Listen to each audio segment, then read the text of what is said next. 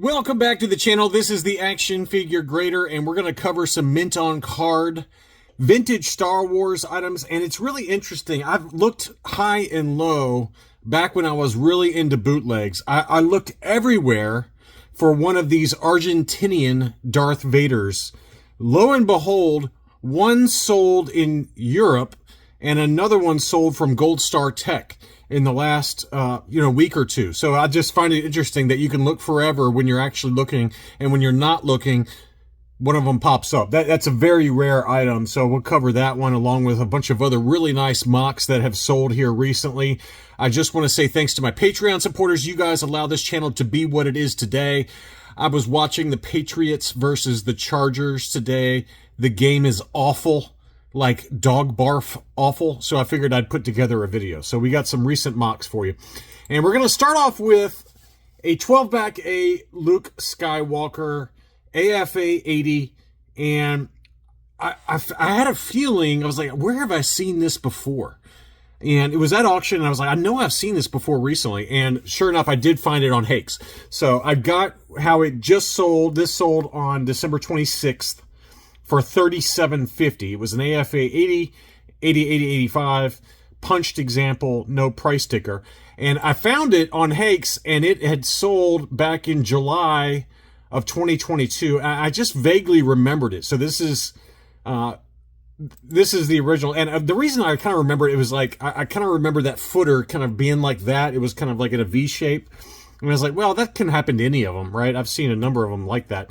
But I did check Hakes, and sure enough, it was the exact same one. So this one sold Wednesday, July 27th, 2022, and it sold for almost the exact same price. So $37.40.60 in July 2022, and it just resold for $37.50. What does that tell you?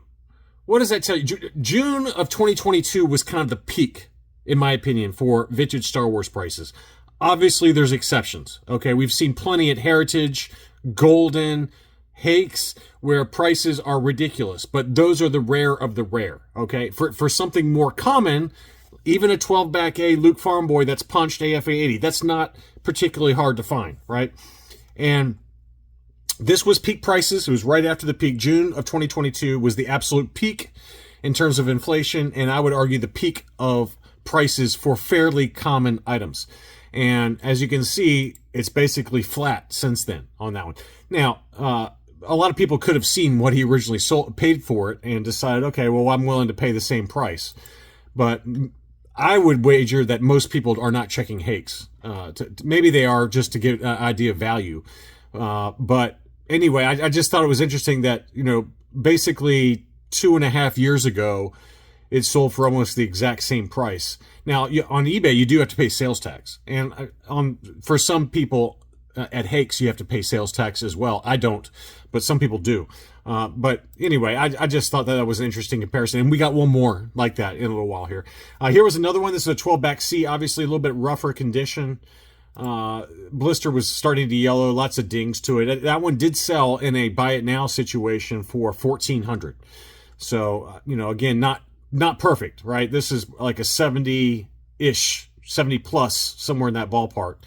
And a later card back, the 12C. 1,400 versus 3,800 on those two. Same seller also had a CAS 70 12-back C for Obi-Wan. I know it's kind of a lower grade, but, for those of us on a budget, this is about as budget-friendly as you can get for a 12-back. And I just wanted to point that one out. Card 70, Blister 80, Figure 85. So two nice sub-scores.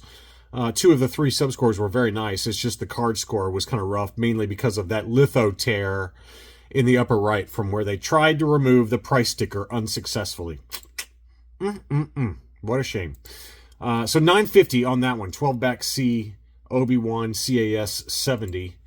Here was a beauty. This was a Galastellari. Mi dispiace. We don't have the lasagna. This D3BO or C3PO, which is the Italian Harbert card backs. These are just something special. Really special. This was a beauty. Probably about 80 grade condition would be my guess there. But that was a really special item there. I think any of the 12-back Harberts are you could, I mean, in my opinion, okay, this is my personal opinion. I think these and I think these probably to me scream just international, foreign. You know, some of the Takara cards are really nice too. Like some of the 12, you know, this 7.5-inch, 7-inch Takaras. But you know, for the 12-back Takaras, it's just got a little sticker in the lower corner. It's basically the same. But these Harberts are just, you know, I can think of like the Top Toys, Argentinian Top Toys. Those are kind of the same thing. They just scream international, and they are super cool. $22.50 is what that one sold for. That's a big number, but it was really nice. Really, really nice example. I think that would probably grade about an 80 would be my guess on that. That was a beauty. Next up, here's the other one that I did find on Hakes as well. So this Gold Star Tech, I mean, you know, for any of these that come up from here on out, you can check Hakes, because potentially whoever the collector was that is selling all of these off through Gold Star Tech, probably on a consignment basis, he probably did pick up a lot of them from Hakes. So you can go back and look and see what he paid for them and just have an idea anyway. But I thought this was interesting. So this was an AFA 75 plus 20 back A Han Solo, large head, unpunched. No price sticker, but it looked like it had a little bit of residue or something there in the upper left-hand corner. And so it got a 75 for the card that held it back. 85 for the blister, 80 for the figure. I'm assuming it's, you know, the edge wear at the top and then that residue on the back or on the top corner there. Back looked fine. I just think it had to have been related to that residue or something going on there. So that one did sell AFA 75 plus for $1,100 in an auction. That one closed here recently, December 26th. And I found where he bought it originally. He bought it in 2020. So September of 2020 is what he bought, is when he bought it, and he paid $825 for it. So what does that tell you? That tells you we're not back to 2020 prices yet. Okay, so that's good. You know, we're still advancing past 2020 prices, but just an interesting how, you know, so let's call it about 40% higher from 2020 levels. And that feels about right if you're just kind of doing the rough numbers for fairly common items, which I would argue this is probably pretty fairly common, at least in this grade. I don't think we're at 2020 prices again, but it sure feels like we're back to 2022 prices for mainly common stuff. Again, I'm not talking about very high grade AFA 90s, AFA 95s. I'm not talking about the really rare stuff like rocket firing Boba Fett's. But even those have come down like we've seen. So anyway, it really doesn't matter what he paid for it. It's like when you buy a house. It doesn't matter what the person paid for it. What matters is what the fair market value is for it. All right. So, but anyway, I do think it's kind of helpful though to at least see where prices were, just as a data point. But unless it was a fairly recent purchase, I don't know how it really helps in terms of how you bid. But for whatever that's worth, that's what he paid for it back in 2020. Here was a beautiful 41 back D Boba Fett. Obviously, it has the discoloration to the figure that we know for a lot of these ESB Fetts. They all just tend to discolor before they kind of improve the manufacturing process, really starting with the Return of the Jedi line. They've moved over to either different plastics or, you know, obviously you had the Taiwan factory become a factor. But for whatever reason, the ESB in particular, a lot of the ESBs, not all of them, but most of them, it seems like they all discolor like this. And this one did have a ding in the top corner of the blister. Card looked pretty good, though. Unpunched, Kmart price sticker. One little crease there, kind of in the bottom corner. I would guess this gets a 75 plus at worst. You know you're going to get a 75 for the figure score. That's a best case scenario. So probably like an 80 for the card, 75 for the blister. I think it gets like a 75 plus, somewhere in there. It's still sold for $18.25, and I would argue that's probably about right. I mean, we've seen some higher grade examples sell either at Hakes and elsewhere that have been significantly higher than that. But that, you know, is an ESB Boba Fett clear blister, overall in pretty good shape. $1,800 feels about right to me. You know, Return of the Jedi's with yellow blisters, those have come down quite a bit. As we've seen, but that one was a nice one. Here was a CAS 80 plus 32 back A IG 88, not the debut. The debut is 31A. 32A is not bad though. That's not a bad card. And clear blister, punched example, again, CAS 80 plus on that one. And that one did sell for $800. Pretty good number there. Pretty solid number. Looks like it's got a crack in the blister there, but I'm almost positive that's not a crack. That is what's called a pinch. It could be a crack. I don't know for sure, but I think it's a pinch. Where a lot of these ESBs, when they were being applied to the card around the stems and around the corners, you get those little pinches. It's just something about the ESB card backs, especially like 32s and some of the 48 back, something like that. They all get these weird kind of heat seal pinches around the corners. So I think that's what that is personally. It doesn't look like a crack to me. It looks like it could be, I guess, but let's see. Yeah, I mean, it could be a crack. I don't know. It's hard to gauge for sure. So let's see what this says it says display nice bubble is not cracked. It's a factory pour error and was graded that way. I tend to agree with that assessment. If you know your ESBs, you know that kind of crap happens with the seal of the blisters. So don't freak out when you see that. I've got some blisters that have all kinds of weird cracks, and it looks like cracks anyway, especially around the stems. That's where you usually see most of the issues.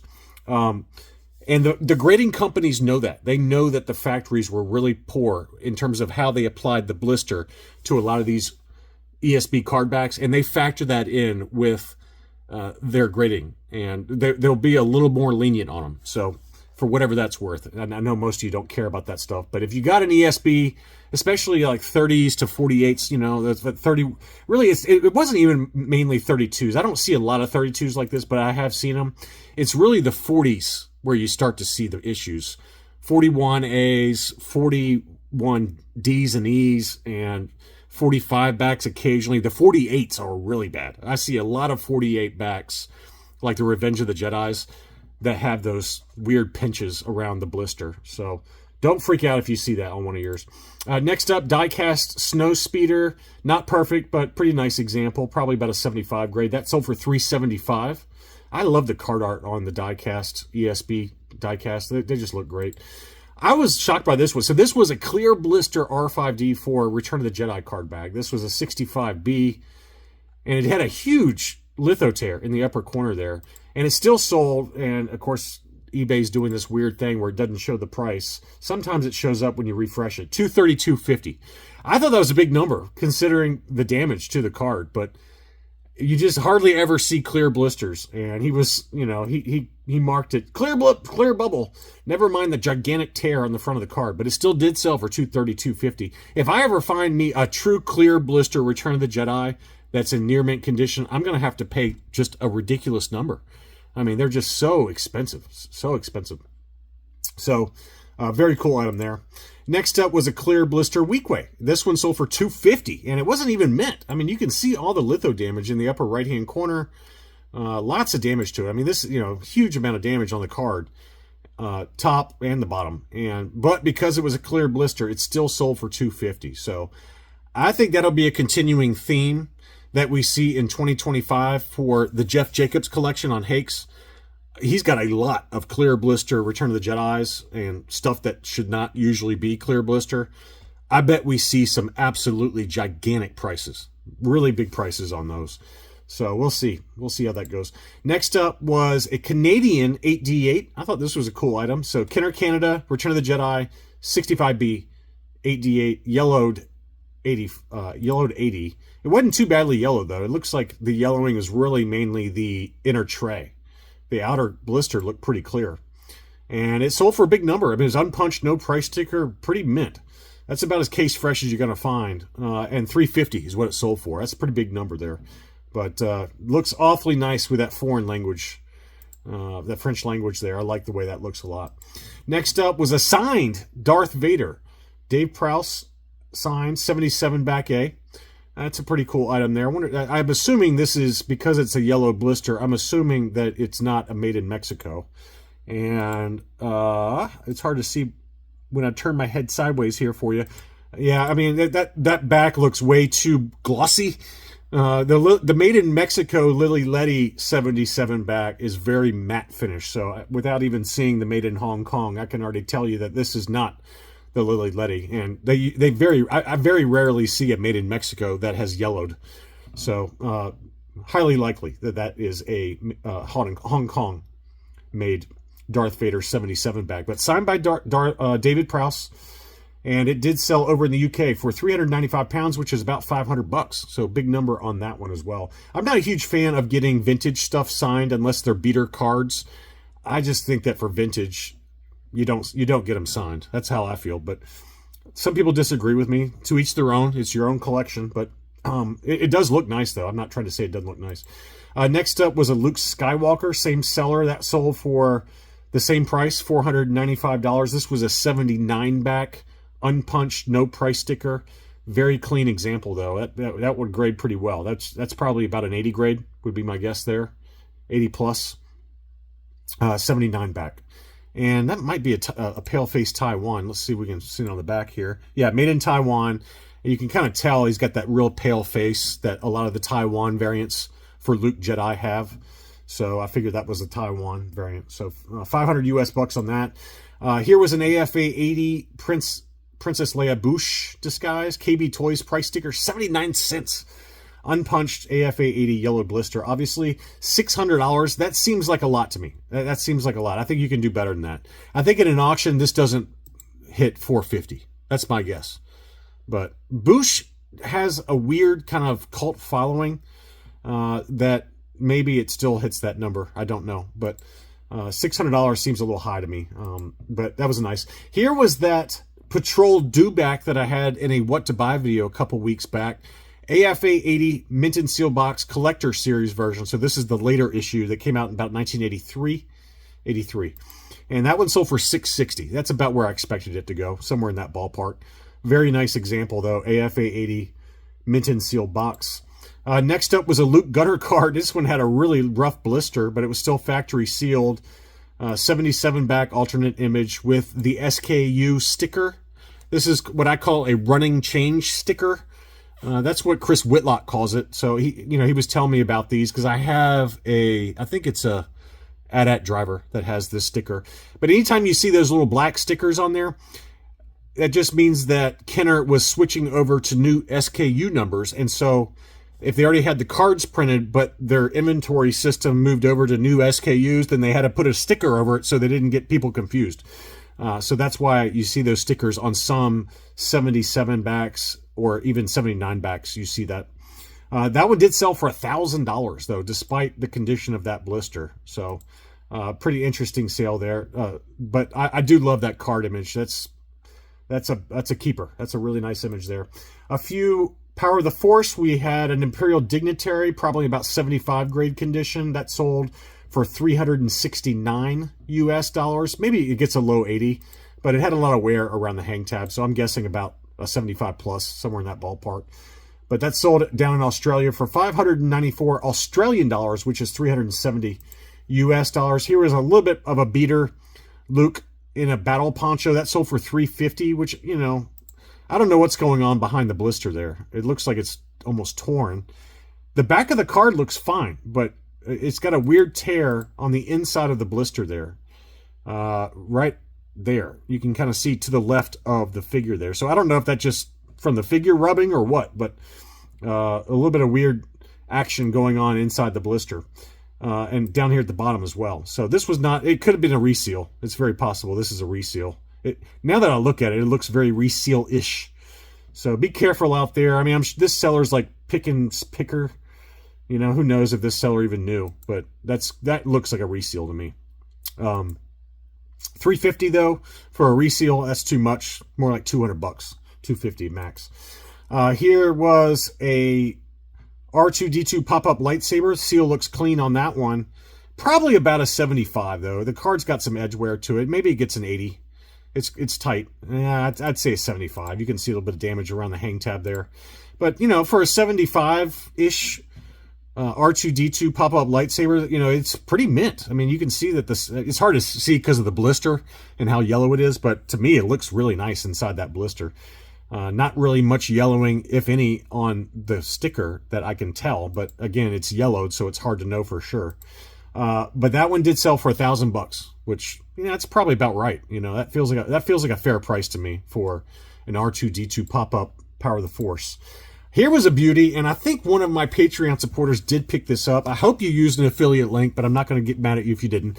This was an AFA 60 Glassleet Hoth Snow Trooper. So these were made down in Brazil. It was only an AFA 60 because of the litho tear in the upper right-hand corner. And it was listed for $19.95. It says it sold for that, but that's not what it sold for. He reached out to me and he said he paid, I think, $1,200. So that's pretty cool, though, man. That's not one you see pop up very often, mint on card. 60, 75 archival case. I'm not sure why it got the 60 for the blister unless it has a crack in it, but who cares? That's just an awesome Brazilian Glassleet Hoth Snow Trooper. The Glassleet Snow Trooper comes with a brighter blue factory-specific blaster, no cape, and the figure obviously is also factory-specific. So no cape for the Glassleet version, and it's a brighter blue blaster rifle. So again, I think he paid about $1,200 for that on a make an offer situation. Okay, now we're getting into the bootlegs. I had to talk about these, all right? So this was in Argentina. This was not in Europe. I take that back. Now, I couldn't decide if this one was legit or not. The next one, I believe, is, which the price confirms that. This might be a fake, okay? I'm not positive. It looks legit to me. The blister looks legit. It's got 2 staples around the blister, but the blister type is legit. The card looks legit. It's a blank card back. You can see the four staples actually on that. And it's an Argentinian bootleg. And it's very rare. You don't see it pop up very often. I did find an example of this on SWCA, the collector archive, swca.com. They have a bootleg section, and this one was in there. And I've always wanted one. I didn't bid on any of these. I just wanted to, back when I was obsessed with bootlegs, I looked everywhere for one of these, and I could never find one. And of course, 2 of them sold within about a month of each other. So this was down in Argentina. It sold for $200 immediately. Now, there was no cape on this one, and the body was red, all right?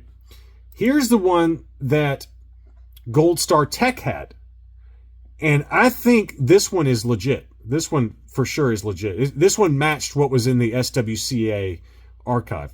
This one also has 4 staples. Now, it looks like it's missing the bottom staple, but it's got the top 3 staples. Card's exactly the same. Blister is exactly the same, but he's got a blue body with the cape. Now, some of these, these are bootlegs from the 80s, okay? So some of them could have got packed with capes. Some of them could have not.